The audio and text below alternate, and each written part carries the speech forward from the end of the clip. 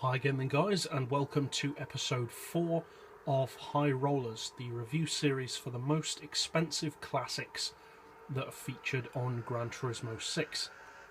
Now, with this series, arguably more than with any of the other series that I'm doing at the moment, these are the kind of cars that you need to know what they're like before you buy them. Because when you're talking about 5, 10, 15, 20 million credits worth of car, you at least want to know beforehand if the car is any good, let alone is it competitive. And in the case of this car, that is certainly a major factor of worry for a potential buyer, because of all the cars of this kind of price range, this is one of those models which could turn out to be brilliant or absolutely useless, because it's one of the least powerful cars in this series, and who knows, it could be great, but it could be slow and useless. It is, of course, the Alfa Romeo Giulia TZ2 by Zagato. And this car is a 10 million credit car. It's the most expensive Alfa Romeo, one of the most expensive classics. And in terms of sheer specs, to be honest, it doesn't sound that inspiring.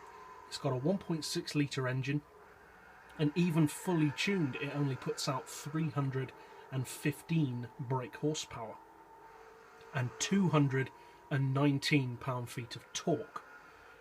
However, it also only weighs 620 kilos, and as a result of this has a very impressive, actually, power-to-weight ratio for its power level of 508 horsepower per tonne, which, for its engine size, is very good. But what does it actually have to offer in terms of how competitive it is and its actual performance?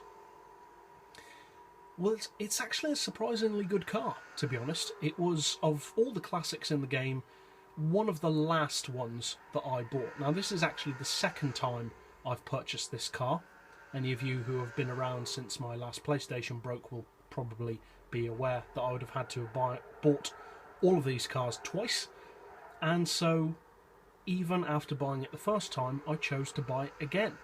And that immediately tells you something about the car. And I'm not the kind of person who likes to waste money on cars, but this car actually is a good car. Now, whether or not it's worth 10 million credits is a matter of personal opinion. I guess for me, the answer's obvious, because I bought it twice.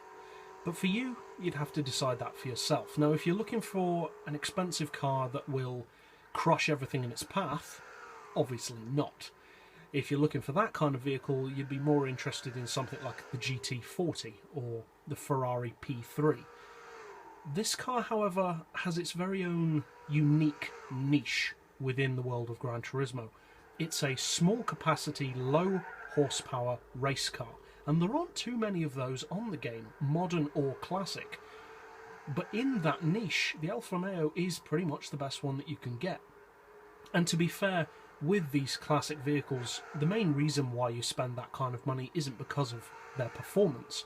It's just because of how historically significant and valuable in real life these vehicles are. And that's certainly the case with the Alfa Romeo.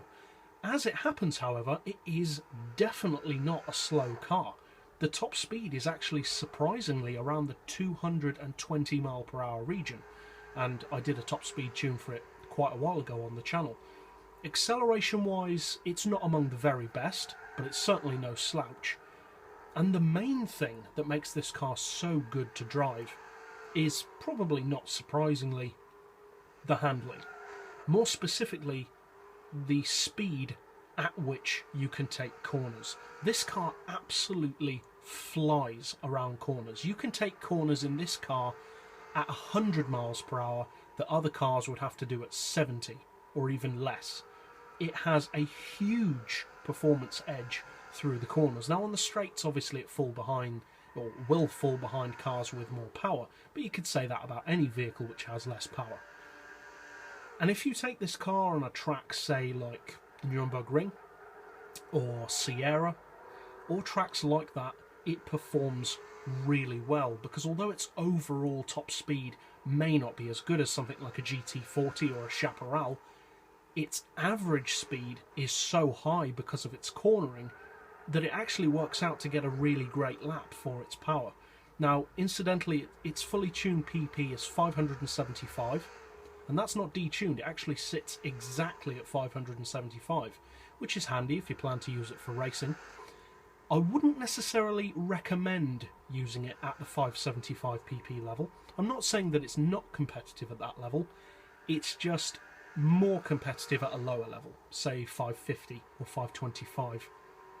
But it is actually competitive throughout its entire range.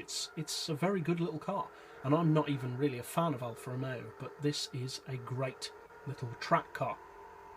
Another thing which interestingly sets this car apart from the other cars of this series is that this car by far is the most popular car to pull out in a public lobby, especially a cruise lobby, because with most cars in this series, if you pull them out in a public lobby, people aren't going to be impressed.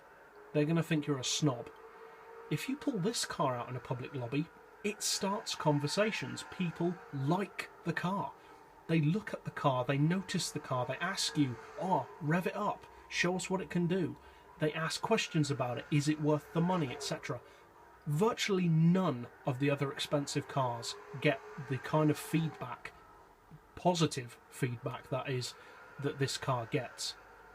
And for that alone, it really sets it apart from the other cars in the series. Now, as far as whether it's worth 10 million, from a performance point of view, probably not.